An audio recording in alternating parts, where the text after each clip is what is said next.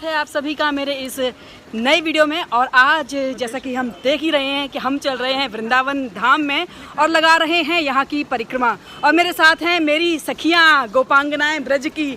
सब कुछ राधे राधे बोल दो, राधे राधे, बांके बिहारी लाल की। तो चलिए इस वृंदावन की परिक्रमा को करते हैं पूरा और देखते हैं यहाँ क्या क्या आनंददायक हमको मिलने वाला है। वृंदावन की परिक्रमा का महत्व यूं तो हमेशा से ही है, लेकिन आजकल इसका महत्व बहुत ज़्यादा बढ़ चुका है क्योंकि श्रद्धालु बहुत बड़ी मात्रा में यहाँ पर आते हैं और वृंदावन की परिक्रमा को करते हैं। दोस्तों, परिक्रमा जो है वो हमेशा ही हमारी सनातन संस्कृति में अपने इष्ट देव को प्रसन्न करने का एक साधन है। जैसे कि जप, कीर्तन, ध्यान, यज्ञ, अनुष्ठान ये सभी होते हैं, इसी तरह से परिक्रमा भी होती है। परिक्रमा वो होती है जहां हम अपने तीर्थ स्थलों के चारों तरफ चक्कर लगाते हैं और उस चक्कर लगाने में, उस परिक्रमा को करने में हम उस देवी देवता का नाम जप करते हैं। तो ये भी कहा जाता है कि जब वृंदावन की परिक्रमा लगाई जाती है तो एक कदम बढ़ाने पर राधा और दूसरा कदम बढ़ाने पर कृष्ण का नाम लिया जाता है, इसलिए इसको राधा और कृष्ण की परिक्रमा भी कहा जाता है। चलिए परिक्रमा को करते करते कुछ और भी बातें जान लेते हैं इस वृंदावन की परिक्रमा के बारे में। अब सवाल ये आता है कि ये परिक्रमा कितनी बड़ी है। अगर पुराणों की बात की जाए और भविष्य पुराण में जो वर्णित है उसमें बताया गया है कि इस परिक्रमा, ये जो परिक्रमा है वृंदावन की, ये पंचकोशीय परिक्रमा है, यानी कि एक कोस का 3 किलोमीटर होता है। इसके हिसाब से ये परिक्रमा 15 किलोमीटर की बनती है।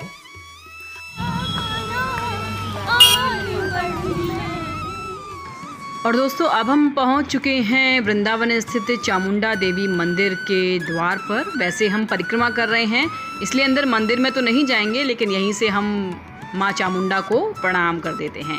और ये स्थान है जहां पर बैठा जाता है थोड़ी देर के लिए।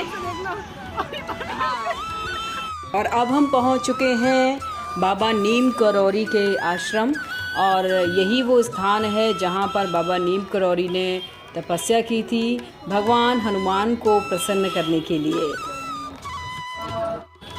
और व्यूवर्स, ये आ चुका है गौरी गोपाल की गौशाला, जो अनिरुद्धाचार्य जी महाराज हैं, कथावाचक हैं, उन्हीं की ये गौशाला है जहां पर बहुत संख्या में गौओं की सेवा की जाती है।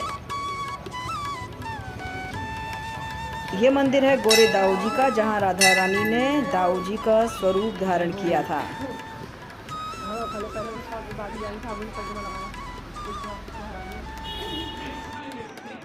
दोस्तों, वृंदावन की परिक्रमा में आपको बहुत सारे बाज़ार भी दिखाई देते हैं जहाँ पर आप कुछ भी चीज़ें खरीद के ले जा सकते हैं।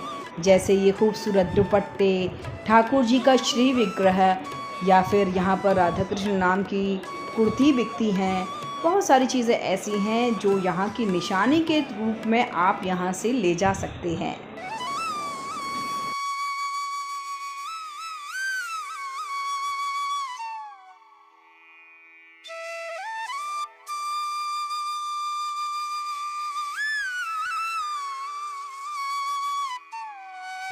वृंदावन की ये भूमि साधु संतों की भूमि है और कहते हैं यहाँ कोई भी भूखा नहीं सोता, यहाँ सीधा भगवान का आशीर्वाद है। साधु संत भी अलग अलग रूप में आपको दिख जाएंगे, जैसे इन महात्मा को ही देख लीजिए।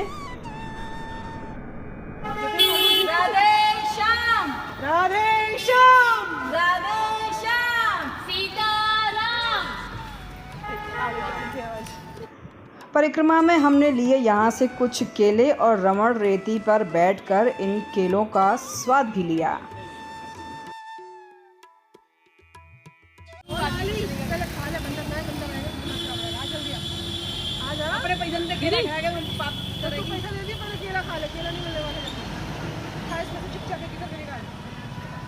अब थोड़ा सा विश्राम और क्योंकि हम अकेले नहीं हैं। लाओ दीदी, एक तो मुझे भी ले ना, दो हाथ में दो। और ये आया मेरे लिए, तो चलो हम खाते हैं फिर। वृंदावन की इस परिक्रमा में आनंद को दुगना करने के लिए अगर आपके साथी अच्छे हों और वो भी उसी भक्ति भाव से इस परिक्रमा को कर रहे हों तो उसका आनंद ही अलग होता है। हम उम्र सखियों के साथ में भजन संकीर्तन करते हुए, आनंद लेते हुए इस यात्रा का हमने इस परिक्रमा को पूरा किया।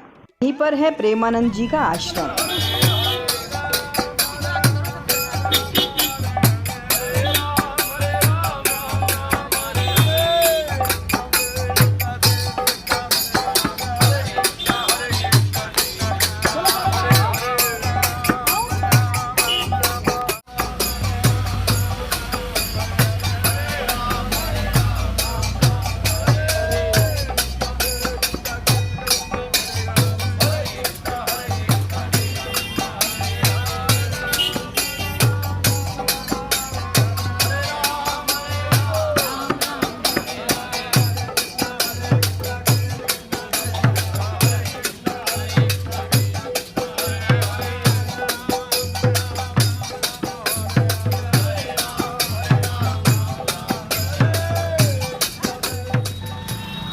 अब हमारी यात्रा पहुंच चुकी है यमुना किनारे, यमुना घाट पर, और आप देख रहे हैं मदन मोहन जी का बहुत ही प्राचीन मंदिर।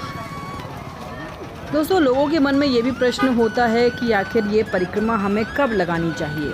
तो देखिए, साल भर ये परिक्रमा चलती रहती है। अब तो वृंदावन में श्रद्धालु बहुत आते हैं, तो साल भर यहाँ पर परिक्रमा करते हैं। लेकिन इसका महत्व कार्तिक मास में या फिर अधिक मास में बहुत ज़्यादा बढ़ जाता है।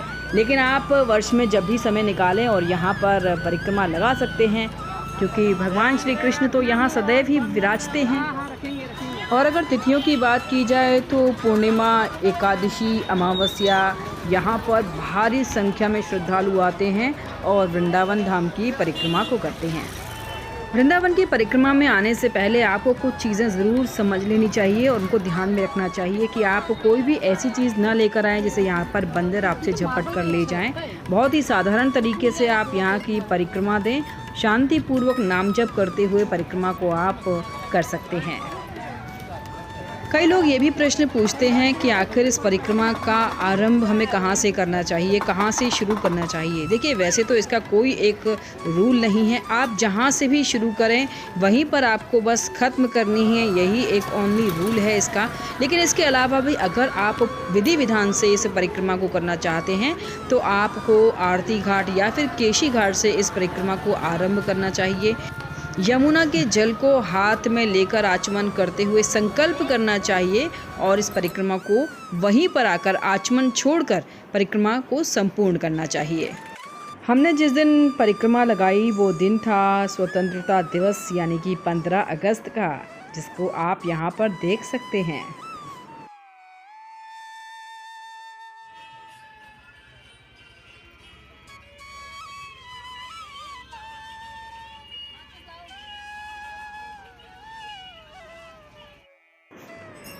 यमुना घाट के रास्ते होते हुए अब हमारी जो परिक्रमा है वो समापन की तरफ बढ़ रही है और इस स्थान से गुज़रते हुए यमुना की ठंडी ठंडी हवा और यहाँ पर हो रहा भगवान नाम संकीर्तन आनंदित कर देने वाला सुखद अनुभव है।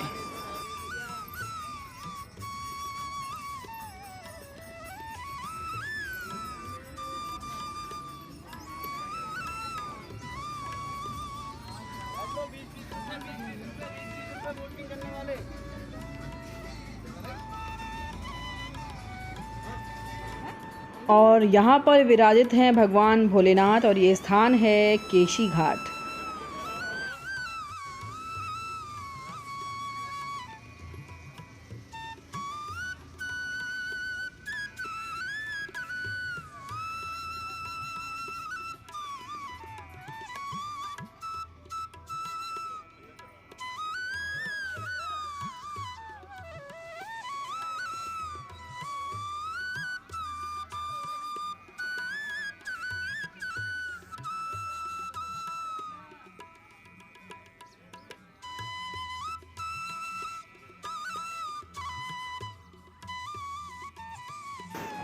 और जिस तरह से हमारी ये परिक्रमा पूर्ण हो रही है वैसे ही इस वीडियो का भी अब एंड हो रहा है।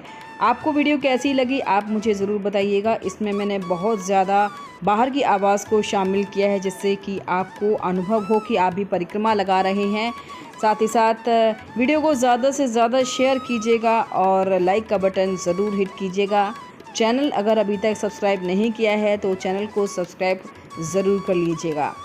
तो चलिए आप भी परिक्रमा को लगाएंगे इस उम्मीद के साथ लेती हूँ आप सभी से विदा। जय जय श्री राधे, जय जय श्री कृष्णा।